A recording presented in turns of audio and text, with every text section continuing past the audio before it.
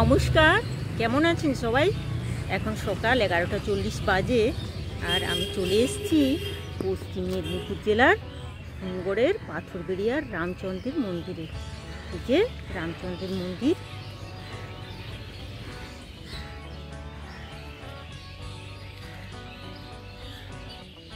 এটা মন্দিরের ঢুকতেই প্রবেশ পথ।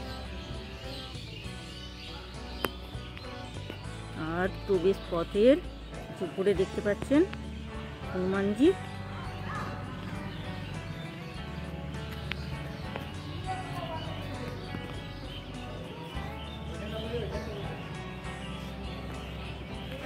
চলুন আমি ভিতরে ঢুকে পড়ি।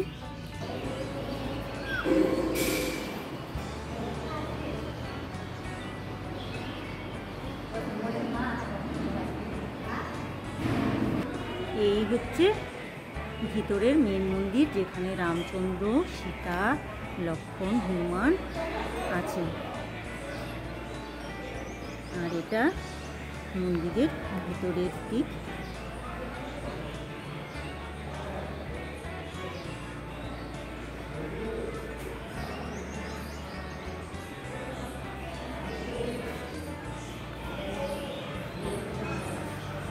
আর এদিকটা আছে ঠাকুরের রান্নাঘর, কলকাতা চলছে।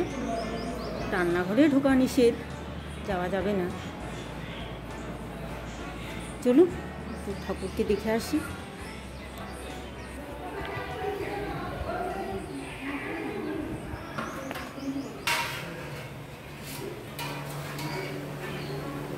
ইনি হচ্ছেন আমাদের আরাধ্য দেবতা রামচন্দ্র, সীতা, লক্ষ্মণ, আর রয়েছে হনুমানজি।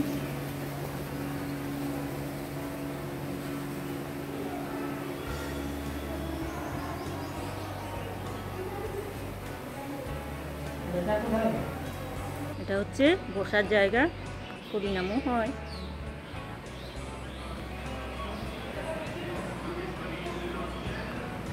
আমার জেল শাশুড়ি বসে আছে, এর বাবা আর আমার ছেলে।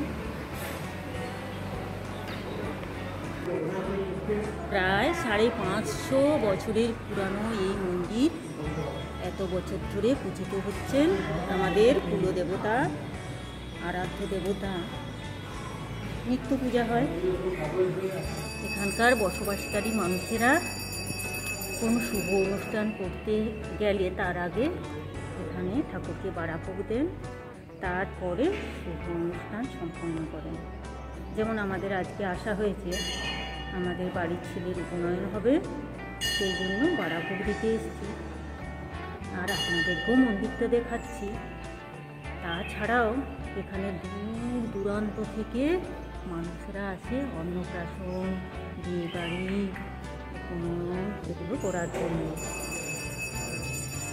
আর এখানে যতজন ভক্তরা আসে সবাইকে ভোগ প্রসাদ দেওয়া হয় বিনামূল্যে, যেটা পশ্চিমবঙ্গে এখনো পর্যন্ত কোথাও দেখা যায় না, আমি অন্তত দেখিনি।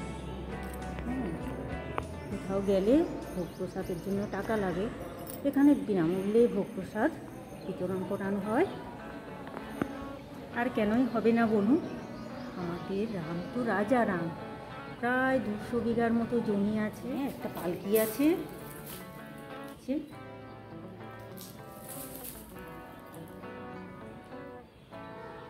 এটা রথ, ঠাকুরের রথ।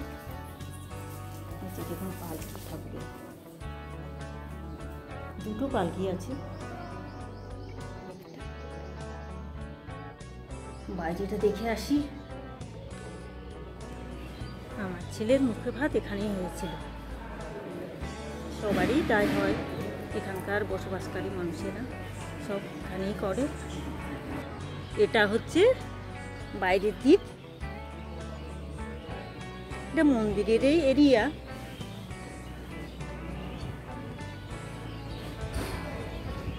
আর সামনেই আছে আপনার শিলাবতী নদী, একদম সামনে।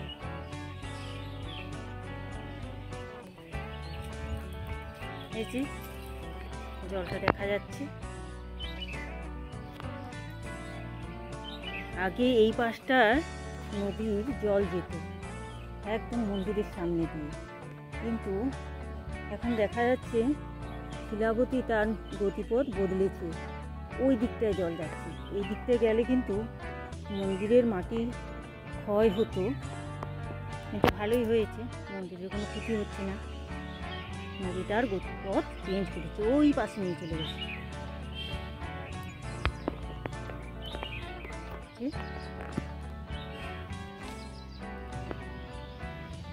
আপনারা দেখতে থাকুন, আমি পরে পরে দেখাচ্ছি এই মন্দিরের পূজার নিয়ম কানুন, যতটা সম্ভব দেখাবো।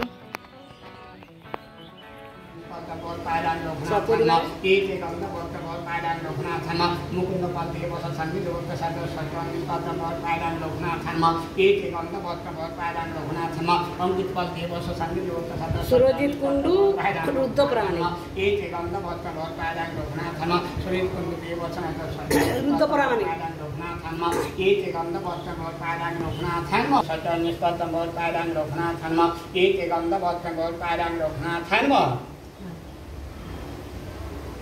ঠাকুরগুলি সব অষ্টধাতুর তৈরি।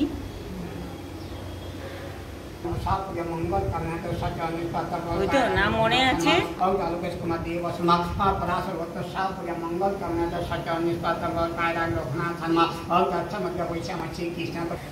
আপনারা দেখতে পাচ্ছেন ওই যে লক্ষ্মণ ঠাকুর, কিন্তু একবার চুরি হয়ে গিয়েছিলেন। অনেক দিন আগেকার কাহিনী, একবার লক্ষ্মণ চুরি হয়ে গিয়েছিলেন 4 যুগ আগে। শোনা যায় যিনি নিয়ে যাচ্ছিলেন তিনি একবার লক্ষ্মণকে নামিয়ে কোথাও একটা গিয়েছিলেন, তারপর যখন এসে লক্ষ্মণকে তুলতে যান আর তুলতে পারেননি। এই হচ্ছে কাহিনী। এরকম অনেক কাহিনী আছে, যেটুকু জানি সেটাই আপনাদেরকে বললাম। এটা হচ্ছে মন্দিরের পিছনের দিক।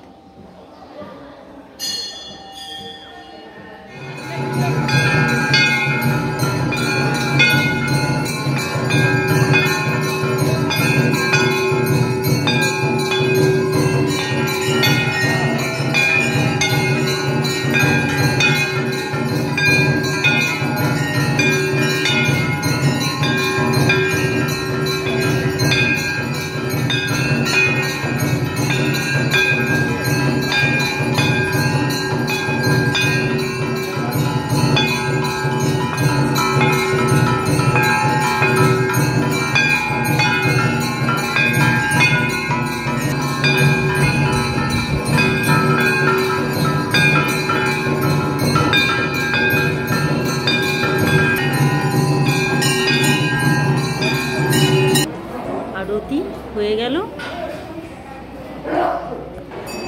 আরতির পরে এরপর সবাই চললেন রান্নাঘরে। প্রথমে গেলেন শালগ্রাম শিলা। এখানে আমাদের সাধারণ পরিবারে যেরকম চিত্র ফুটে ওঠে, মা কাকিমারা যেরকম আগে রান্নাঘরে যান, তারপরে সবাই খেতে যান, তো এখানে শ্রীরামচন্দ্রের পরিবারে সেরকম চিত্রই ফুটে উঠেছে। এরপরে যাচ্ছে মা সীতা। মা সীতা চলেছেন রান্নাঘরে।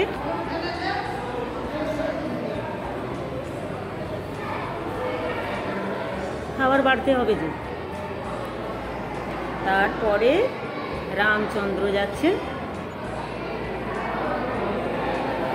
এখানে এটাই নিয়ম, ঠাকুরেরা সব রান্নাঘরে বসে খাবেন।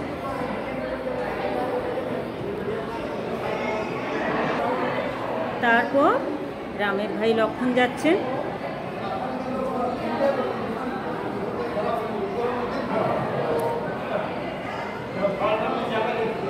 ভিতরে খাওয়া দাওয়া চলছে, ঘন্টির আওয়াজ পাওয়া যাচ্ছে।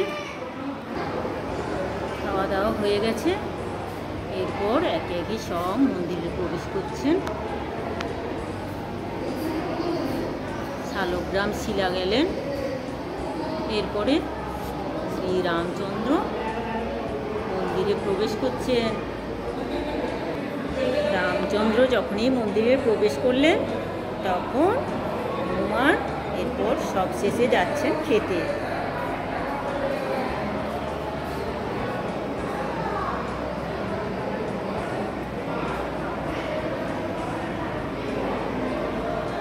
মা সীতা চলে যাচ্ছেন, উনি সবাইকে বেড়ে দিয়েছেন, তারপর মন্দিরে প্রবেশ করছেন। লক্ষ্মণেরও খাওয়া হয়ে গেছে।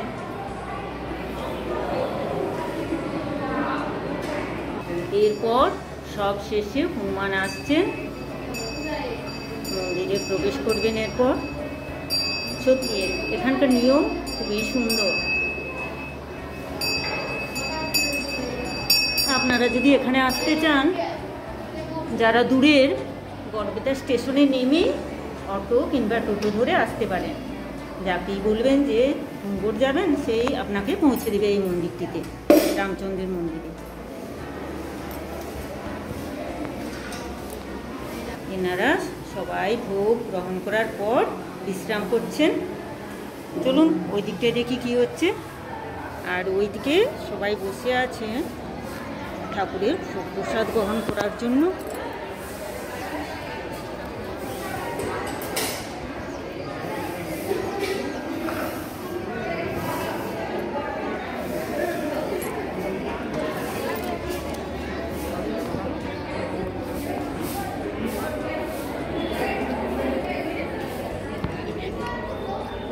এই যে এর উপনয়ন হবে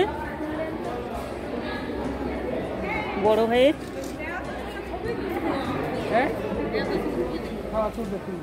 এরপর আমিও ভোগ প্রসাদ গ্রহণ করব। তাহলে আজকে রাখছি, দেখা হবে পরের ভিডিওতে। Bye, tata.